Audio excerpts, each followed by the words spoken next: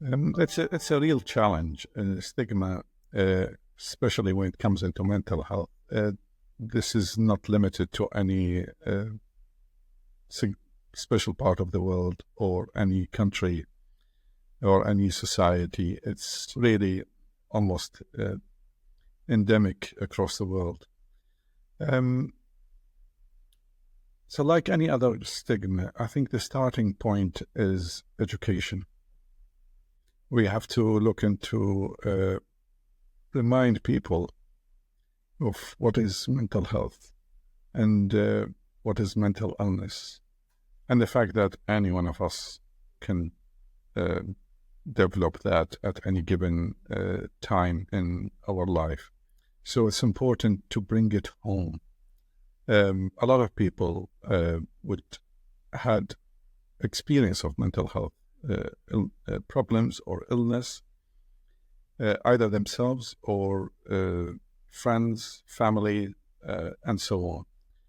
So it's the idea is to bring that home in the sense that they feel more knowledgeable about it, and equally important, if even more, is how to deal with that. And that's an important part of the education.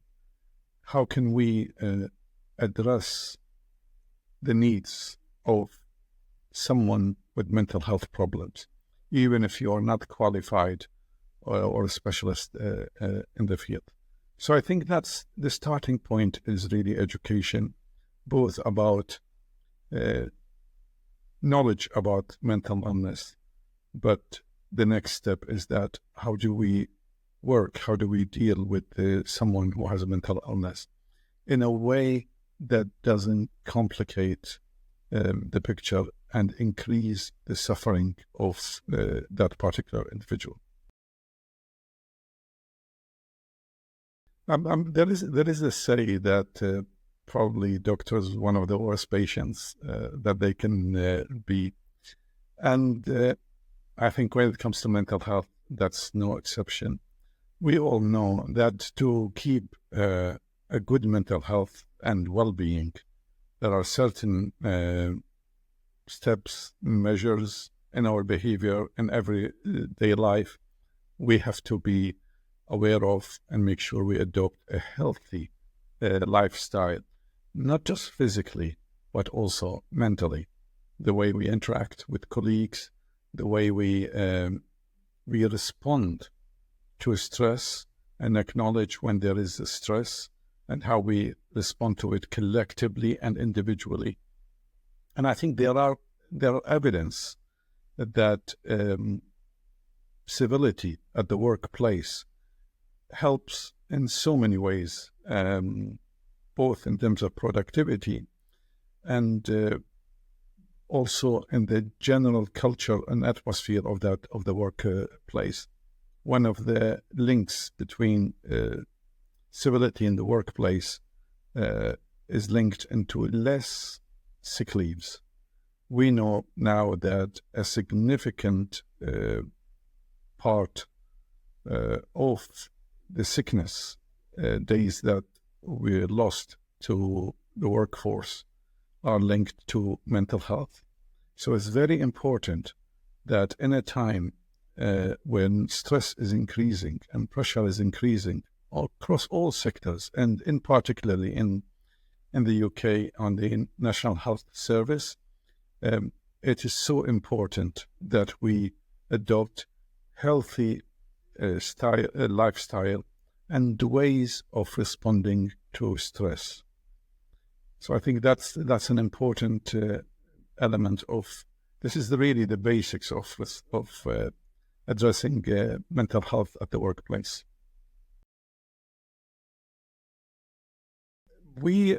I think core to sustainability is that we build on previous work, and we make sure that the approach, the style, the intervention that were successful, we built on them.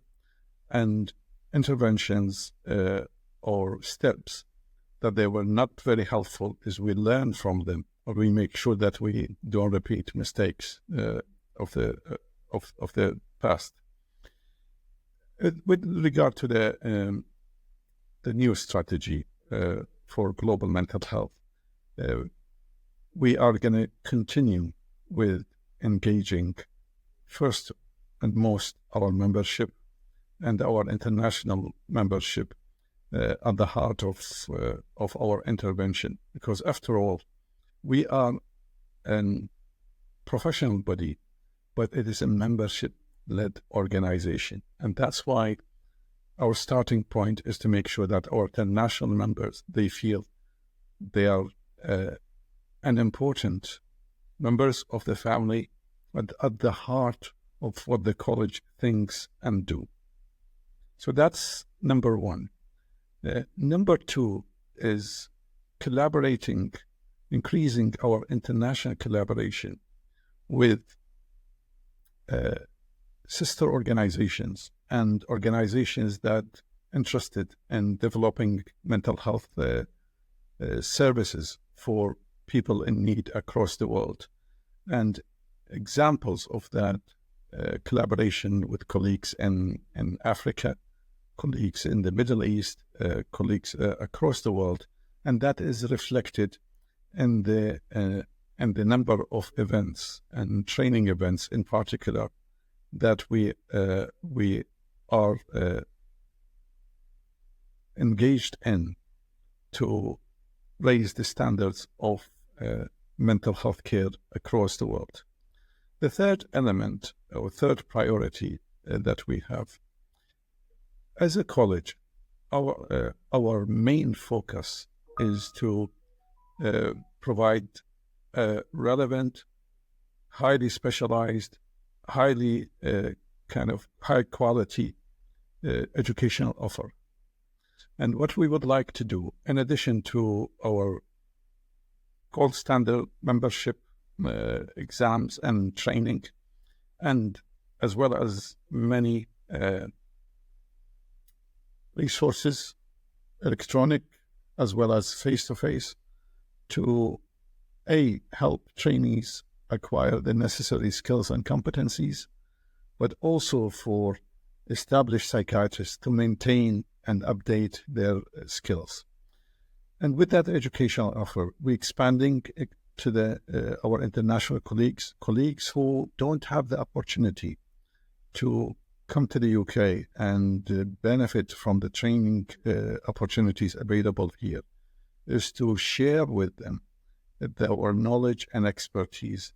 And I'm very pleased that we started this year, in fact, since last month, started the first international diploma for older person mental health.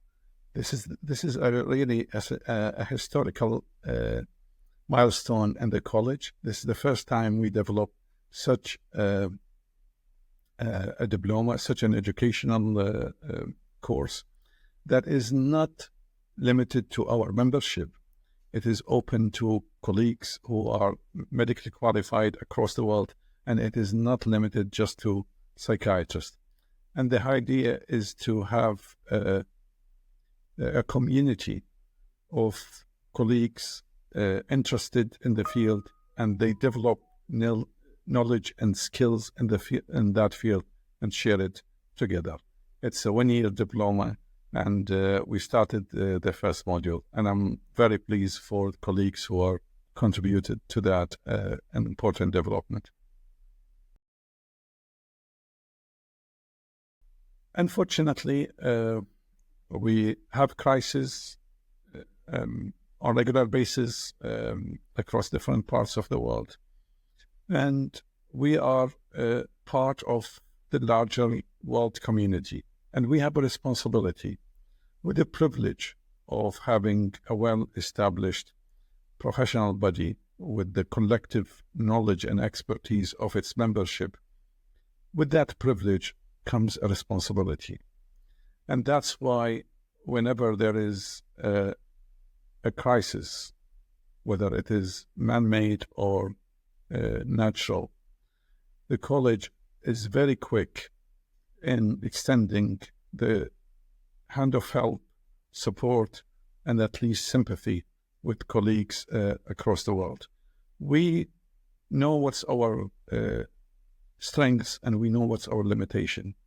Our strength is mental health. That's where we can help the most. And that's why in our newly developed, from the first international strategy, developed the international crisis management plan, we act in a consistent way across different crises across the world. And whenever a crisis happens, we reach out to our sister organization and colleagues, professional in mental health, who may benefit from support and need. And we remind them that we are here to share whatever we can with them. Unfortunately, a lot of our colleagues now end up on the front line of different crises across the world. And if I can make it generally in two main themes or areas. A, in terms of what we can offer. And we acknowledge that as a psychiatrist, in the hierarchy of need during a crisis might not be the top of the hierarchy of need, but at least we can support, provide any urgent psychiatric need into the population suffering from that crisis. The second theme or the area is really supporting colleagues on the front line. And this is where we probably have a bigger role in making sure that they are psychologically as much supported and tap into their resilience as much as possible to help cope with the adversity that they are going through. And that's something we have done in different parts of the world. And we supported colleagues during COVID in India. We supported colleagues in working in Palestine and these difficult circumstances. And we extend that offer to any colleagues who they feel they can benefit from collaborating with the Royal College of Psychiatrists. Pleasure. I hope it's worked okay.